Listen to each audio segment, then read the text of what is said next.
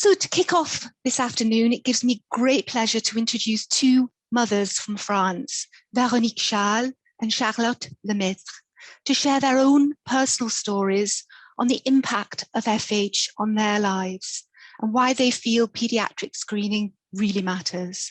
We're thrilled to have you with us to really set the scene from a patient's perspective.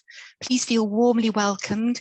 Véronique, we will start with your story. The floor is yours. Thank you, Nicola, for your kind introduction. And good afternoon to all participants in today's technical meeting. My name is Véronique. I am 42 years old and live in the east of France. I'm active in the metal industry. I have two children, Victor 14 and Lorraine 11. I will tell you my story through 30 years of FH disease. When I was a child, my mother had a heart attack. She was only 14. The doctors found that hypercholesterolemia was the only risk factor.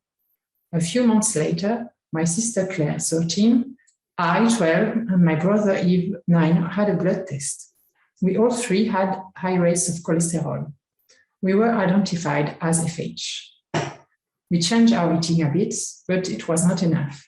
At the age of 15, my sister and I started statins with good results. Cholesterol rate dropped, and we had almost no side effects. As my brother was too young, he tried Castron but could not tolerate it. No one was much worried. Time passed. Suddenly, as he was 14, my brother died while he was running alone in the garden. This event was a cataclysm in our family life. No investigations were carried out to find the cause of his death. I suppose my parents felt terribly guilty. The subject became taboo. I became a student, a young active adult, and for different reasons, I did not take the statins regularly. I felt quite in good health until I was 30. At that time, I was pregnant with my second child, and I had the first sensations of heaviness in my chest. I felt dizzy, but I didn't tell my doctor about it. I was afraid of not being believed or that my pregnancy would end badly. I managed these anxiety symptoms on my own with breathing and relaxation exercises. After I gave birth, I still felt tired all the time. It was as if I couldn't recover after an effort. I put it down to being a working mother of two young children. I lived like that without consulting a doctor, without complaining. When I was 34, my mom had her third heart attack. That made me think about the fact that I was not taking good care of myself.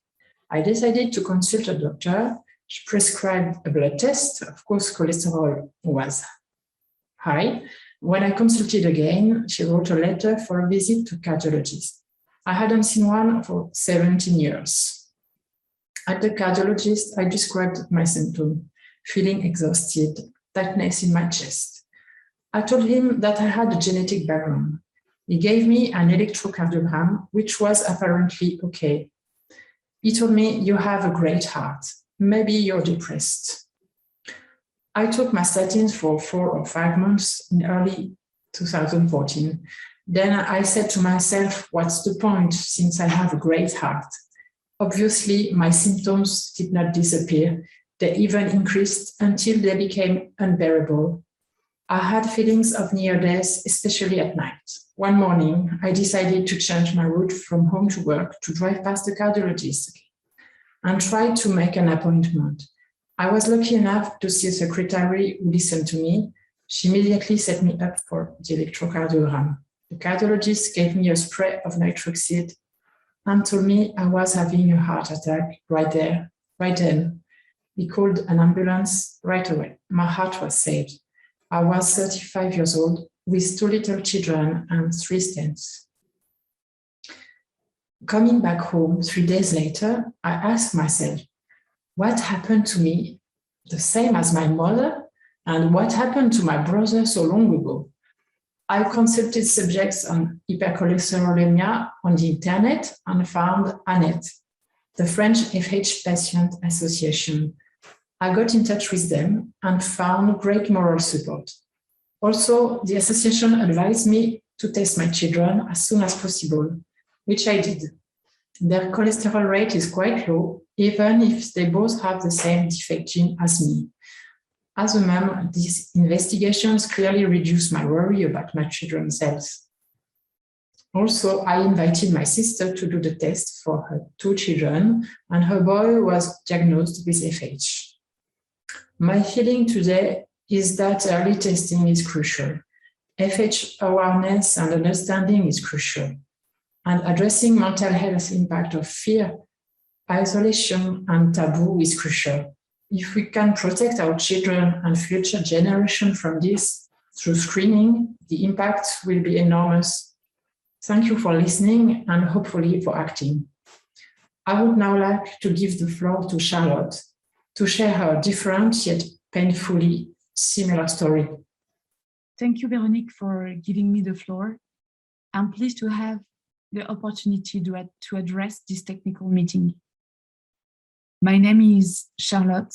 I'm 35 and I live in Paris. I was born into a family of 3 siblings. I had 1 brother and 1 sister.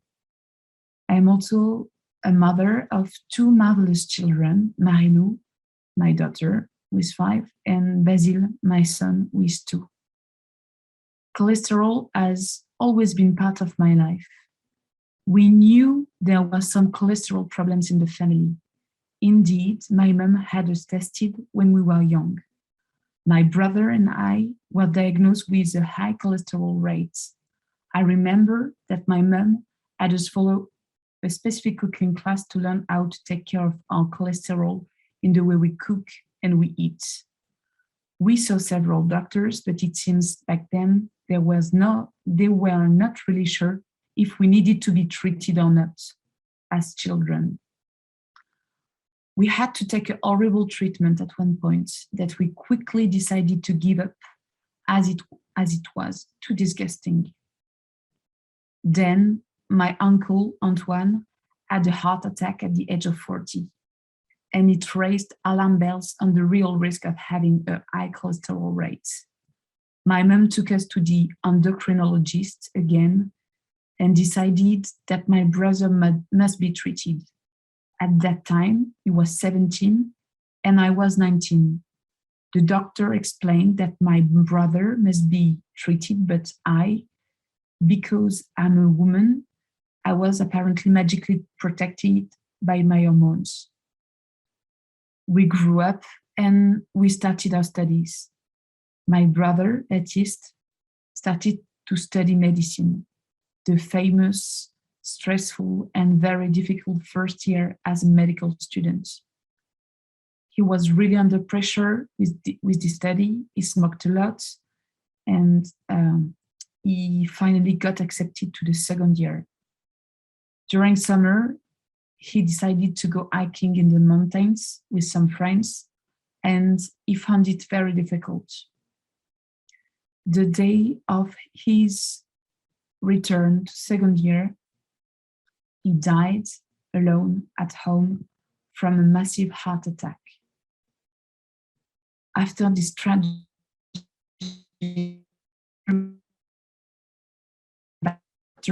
and started treatment. Even if I had this tragedy in my family, it is still very difficult to understand the silent disease and to be very serious with the treatments. After this tragic, terrible events, I went back to the doctor and started treatment. Even if I had this tragedy in my family, it is still very difficult to understand the silent disease and to be very serious with the treatments. Now I am a mom, and I just found out that my daughter Marilou is also unfortunately diagnosed with FH. I also feel lucky now to be well informed about the disease and the risk factor, so that I can take good care of myself and of course of my daughter. I know that she can take treatments at early age in order to avoid another tragic situation. I also know that only 10% of people are actually diagnosed, so screening must be organized on a large scale for children, followed by appropriate treatment so we can save lives. This is why I believe this meeting is so very important. It is, in my eyes, a real opportunity to avoid the situation Véronique and I have lived through. As I see it, there is good practice on FH screening in some parts of Europe. Surely it must be a right for all EU citizens who wish to have access to screening, and as well a universal screening. We need to think about raising awareness and understanding among the public at large about FH and how this can be addressed effectively to protect lives.